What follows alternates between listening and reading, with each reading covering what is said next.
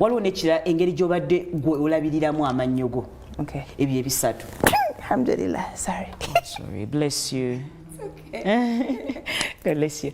Yes, so kati kwebyo ebintu ebisatu engeri gye birimu ekisookera ddala gwe nga gwe yo genotype nga bw'oli waliwo abantu abatonera nga amannyo gaabwe ga bright as snow. They are lucky. I say hello to you. Teyetaaga kujja na kuwoza.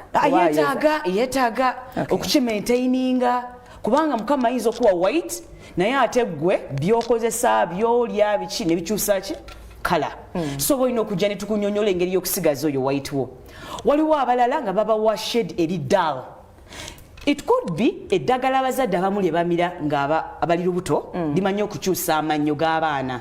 Waliwo gwe bayita waliwo gwe tuyita cetirizine? No, not cetirizine. Cetrin. Aspirin. No, aspirin. It's an antibiotic. So there is an antibiotic that mothers usually used to take. Nenga ewa abana chalk white, ewa kantu kalinga ka white ka chalk, kaita maso ga gerinyo. Kati akakantu ako edda kyaleteranga abantu buli wakula nako kagejja. Era ojjala abantu abamu galina ekintu kiringa kya white patch ku mannyo. Kiyinza okuba nga kyava ku maama nga so byonna bidifaringa ekika kya kala y'amannyo. Naye era nga life wezeekyuka abantu abamu osobola okuva ku dark color nodda ku kala eriki eri bright. So tewakyaliwo mbweno kala yeri nnomo kubanga ensi ekwonoona n'ebingeri gy'olabiramu amannyo biyonoona. So osobola either okuddayo ku white oba n'odda ku dark.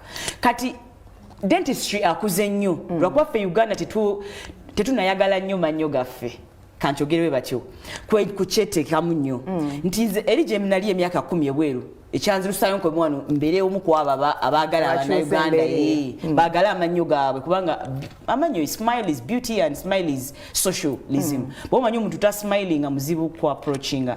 So bwe nakomawo wano nengamba ffe kale twagala mannyo gaffe bwe tunulira abantu beeri basomye abantu embeera zaabwe kubanga